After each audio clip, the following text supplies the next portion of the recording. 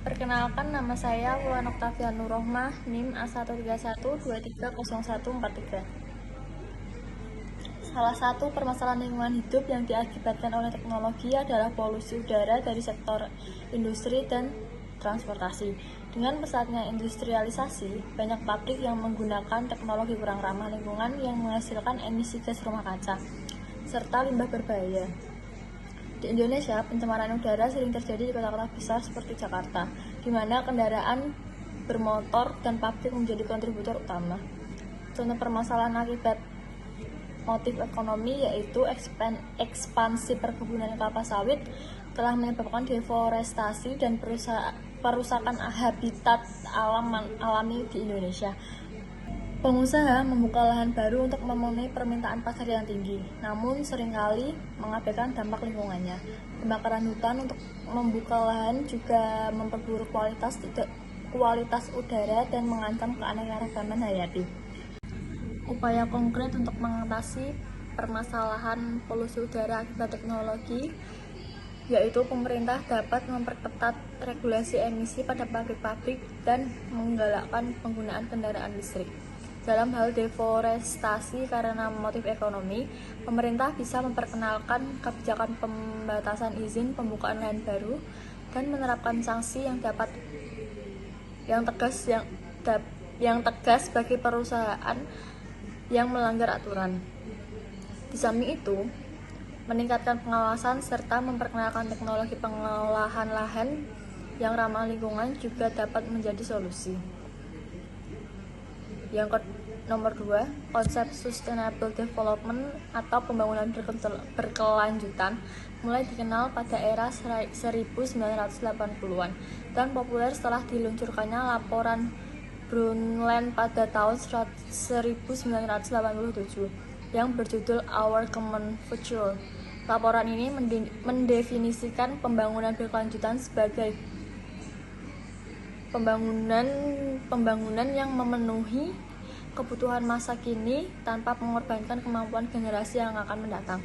Di Indonesia, konsep ini mulai diintegrasikan dalam kebijakan pembangunan nasional, khususnya sejak adanya pertemuan Earth Summit di Rio de Janeiro.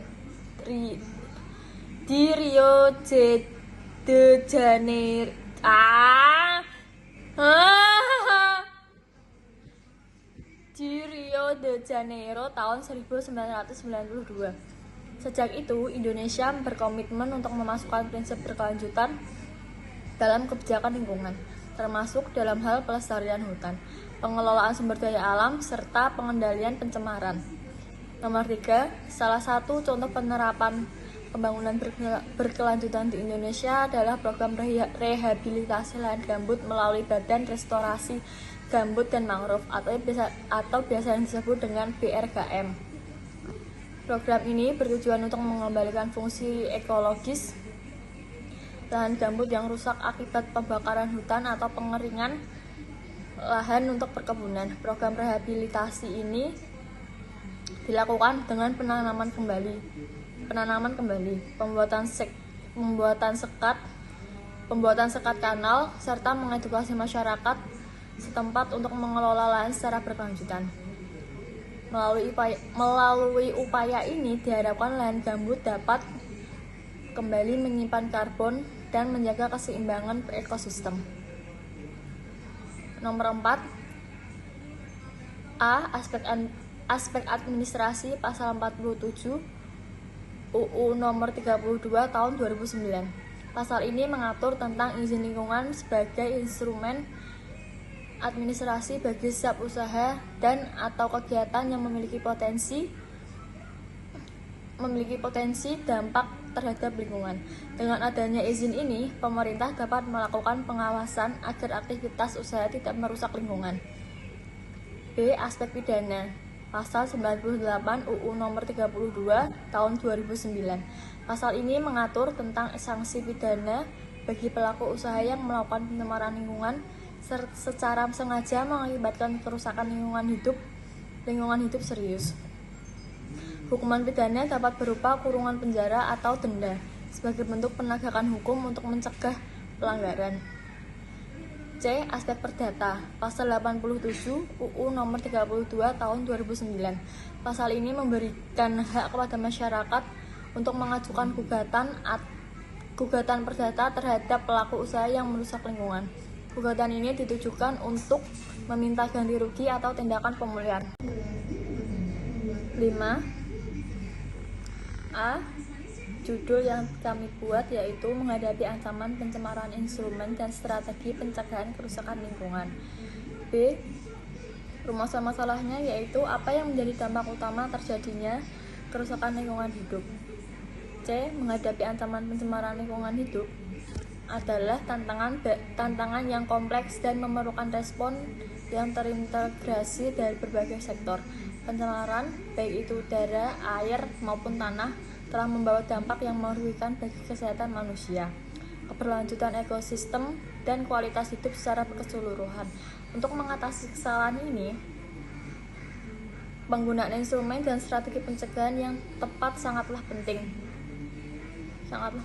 D. Pencemaran lingkungan merupakan penyebab utama penyakit dan kematian di negara-negara berkembang.